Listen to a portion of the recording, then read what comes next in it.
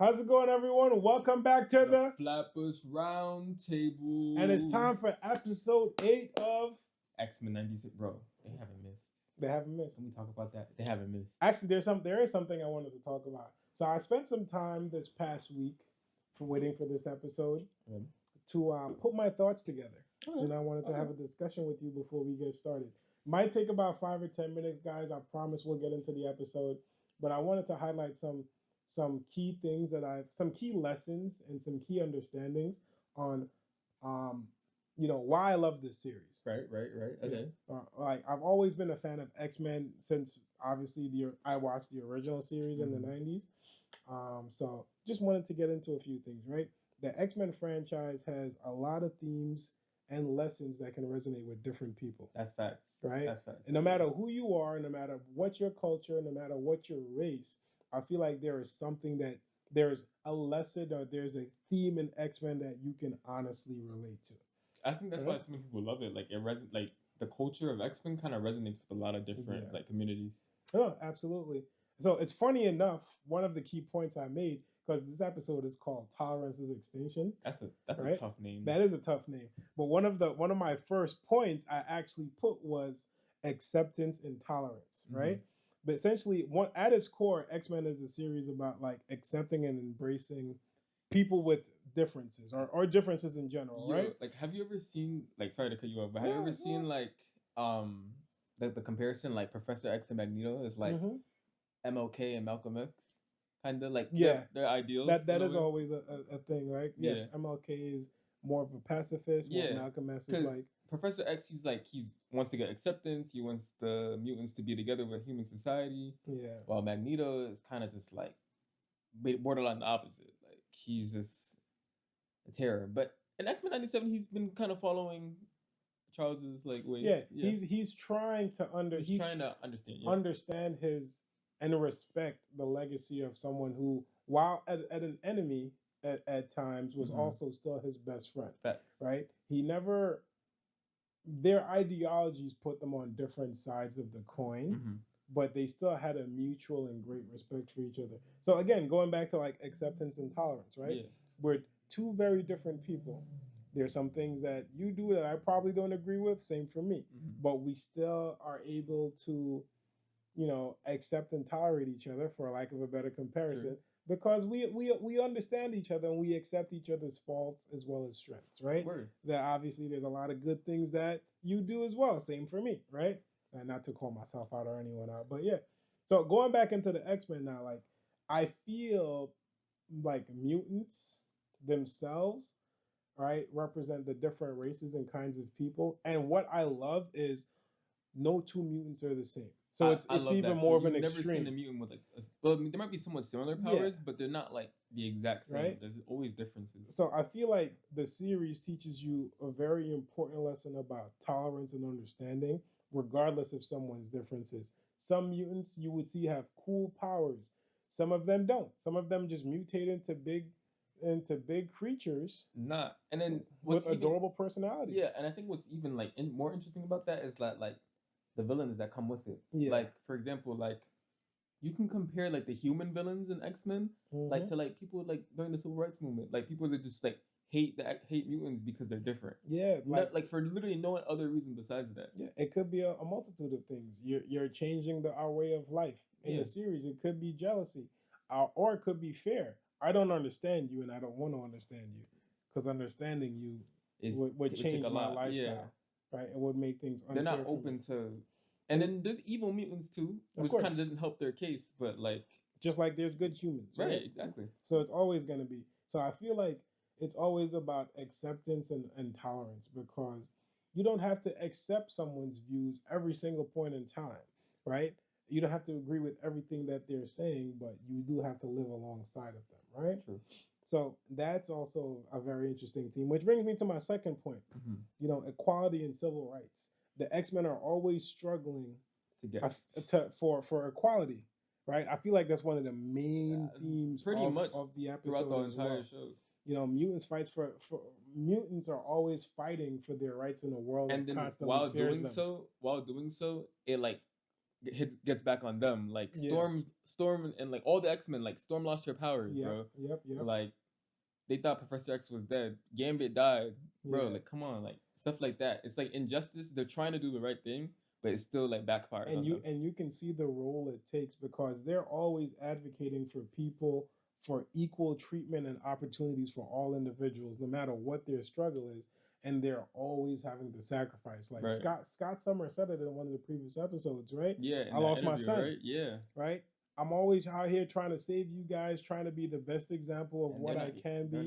And the only reason none of y'all are dead is because I'm not like you. Because if I was like you, I wouldn't tolerate none of this nonsense. That's so true. Right? Wow. And then that comes down to the next one. Mm-hmm. I don't mean to be I don't mean to be a little cliche, but responsibility and power. Right? With great power comes great responsibility. Hey boy, let's go. You know what Spider-Man. I mean? Hey.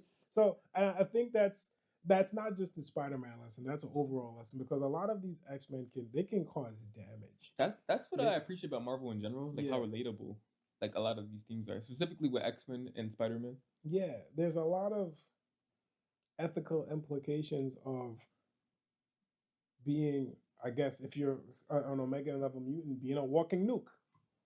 Right? I can level an entire city. I can level a city block. I am more dangerous than a tank roaming the street. Look at Rogue, for example. Like she can't even talk. She can't touch anyone. Like imagine not being able to touch anyone. The people that are closest to you. Yeah. Because she knows the effects, the damage that it will do. Watching this series lets you know how each X-Men continues to make a responsible choice with the power that they have to manage and deal with. Right? Yeah. Even though it's a part of who they are, I have to make sure that if I'm super strong, I don't crush your hand when we have a handshake. That's true.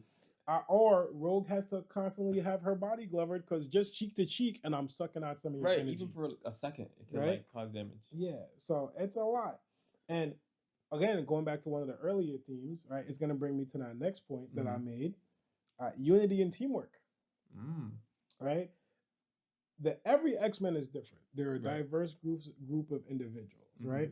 So the fact that they're all different, they still come together and unite as a team and put their abilities to work as one unit is something we can all learn from. Like, how many people do you know have the same skill set work together?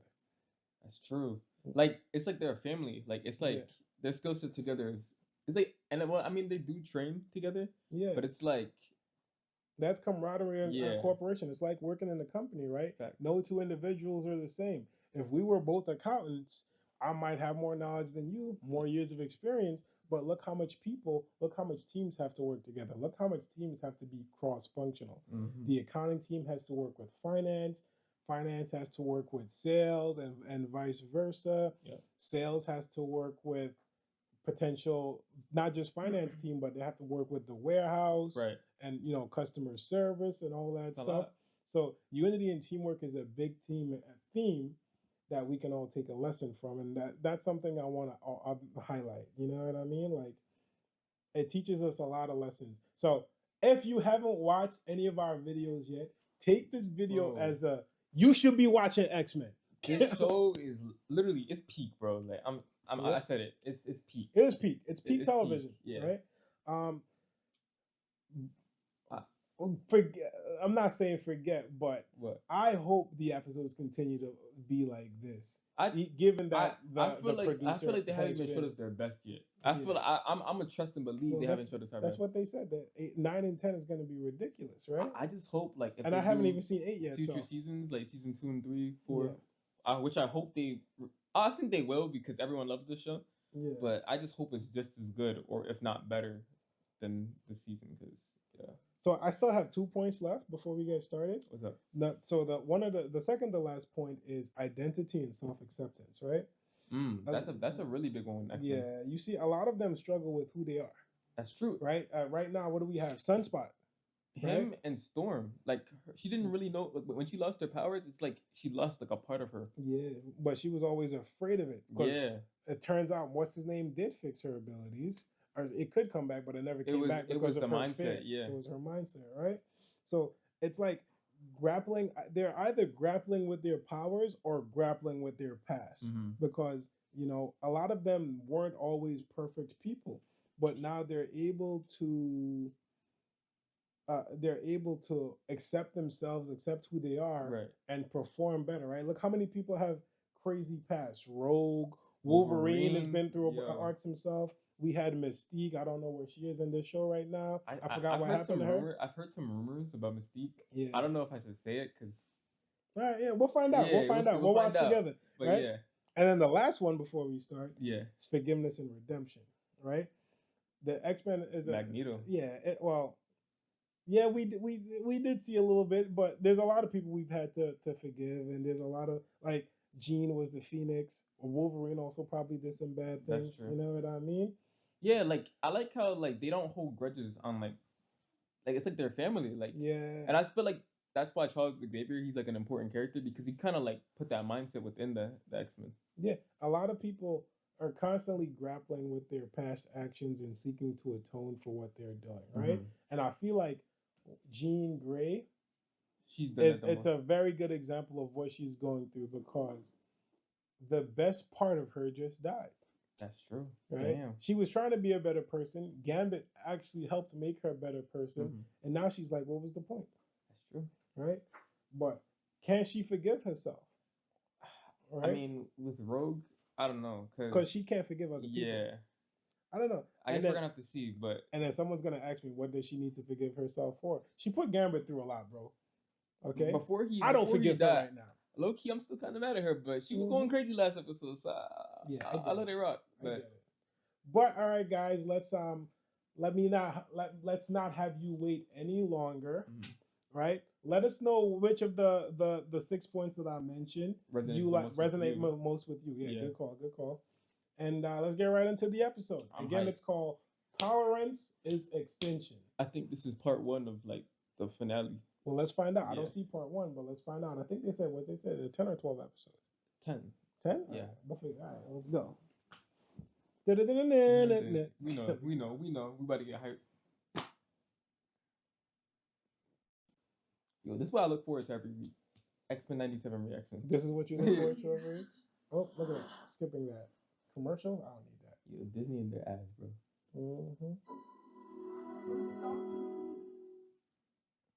Previously on X-Men. Oh, it does say part 1. Oh, wow. For every mutant still out there who's watching these images, why would we possibly believe a murdering maniac like you, Trask? He said nothing about Genosha. He didn't say. The plot twist of the last episode was crazy. We thought Sinister was the villain, right? Yo. I know. Now we got some. We got someone even worse. Oh, what have you done? What's his name again? Like Bastion? I call him. But how did they beat that though? How did they beat that? They're gonna need some time travel shit.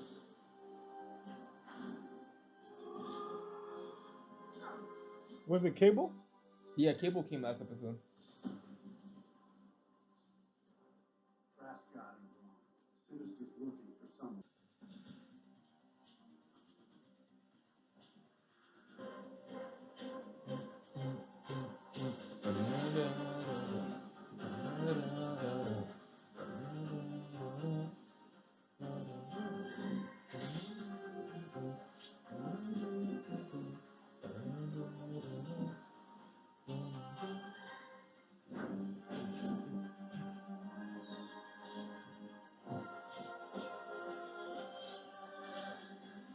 Professor X is back? They put Nightcrawler and Professor X in them, took out Gambit. That's crazy. Gambit!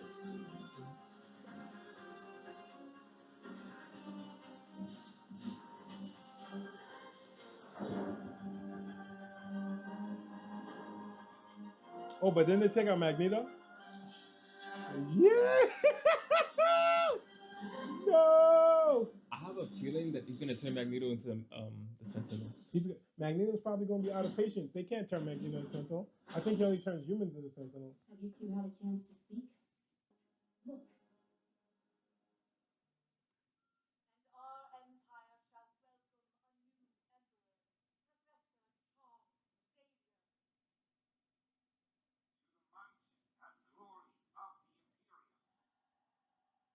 How's that on the nose? Exposed? Remember, the dude said he was Oh, watching. he did expose it. by the UN, who now fear the X-Men fate of their mentor. Bastion.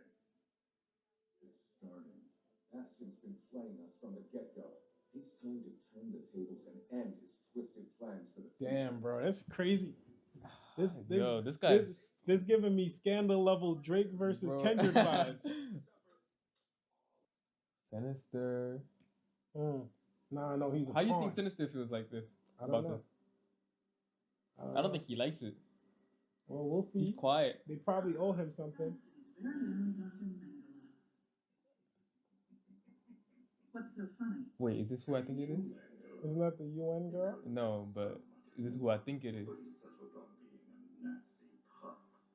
I'm using Bastion. Pig pens brimming with mutant test subjects. That's my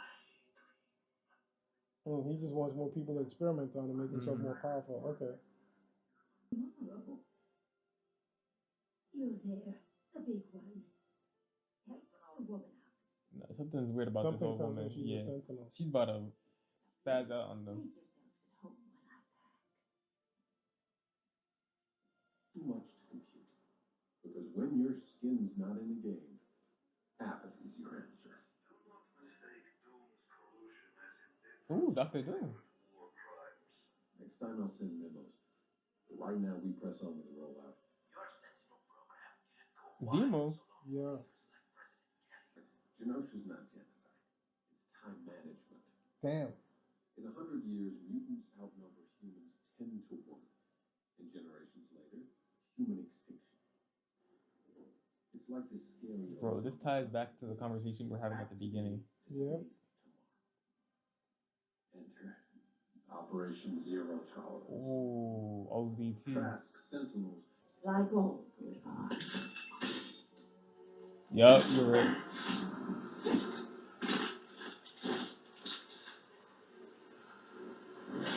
It imitates life. Damn. A little privacy. They can't go outside, bro.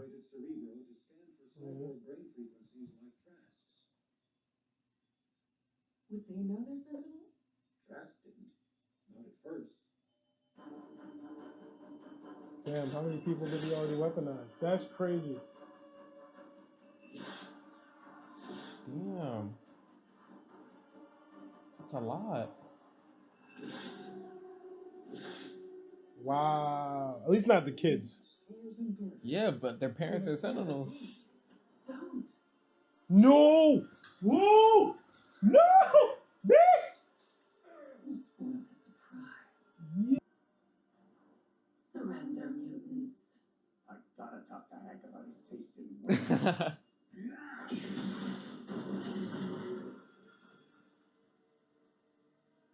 Bro. But if his little pawns are this strong, bro, imagine him. I need a few more. Bro. Cable guy jokes. Hometown into Nathan, G, run! He ain't calling him Cable no more. Nathan G. Right. Fancy a trip to the junkyard. Let's go, Wolverine. Come on. Come on, Logan. Show them who. Yeah. He's cooked. Damn.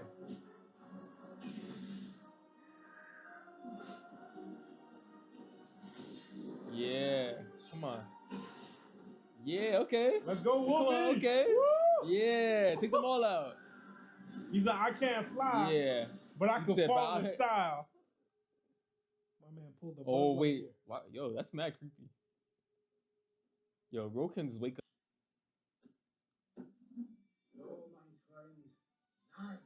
Oh, Hey, he's tapping I out like sword. this duo. I like this duo. My man said, 3 sword style, I'm Zorro. Yeah, stupid. Where you at? San Antonio. Yeah. Woo! Cyclops is so tough. Cyclops. I mean, I'm Nightcrawler. He's not a real fan. Yo, I'm bugging. Oh wait, what? They come back together? Fire.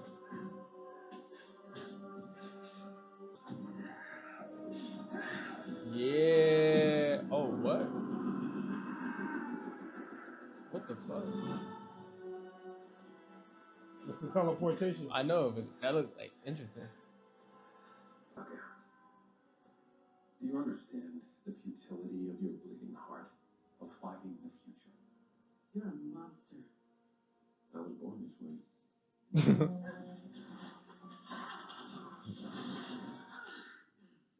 Magneto was right. His first word. Yo! People be forgetting how powerful Magneto is, bro. Is that Spider-Man?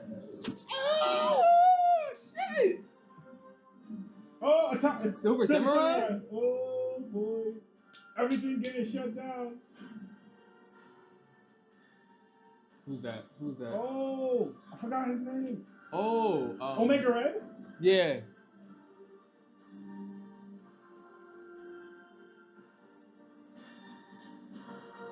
Yo. Oh, now Magneto was him, bro. Magneto was him. Magneto about to be the real villain?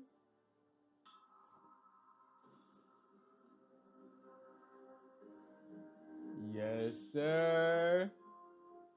He's back. But I'm not too late. To me, my X-Men. Yes, sir. Let's go. Storm's coming back. Oh, let's go. Damn. Let's go! And that episode was fire. Damn, bro. Magneto said, I'm tired of y'all. Perfect timing. That was a nice speech. That was a nice speech. Yo, I was scared, but I wasn't surprised. Because Magneto knows us better than we know ourselves. Word. And see, and this is what I like.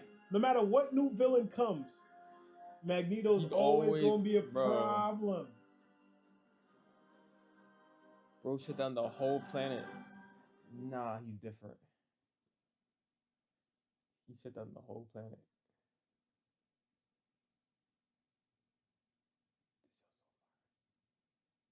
That's crazy to me.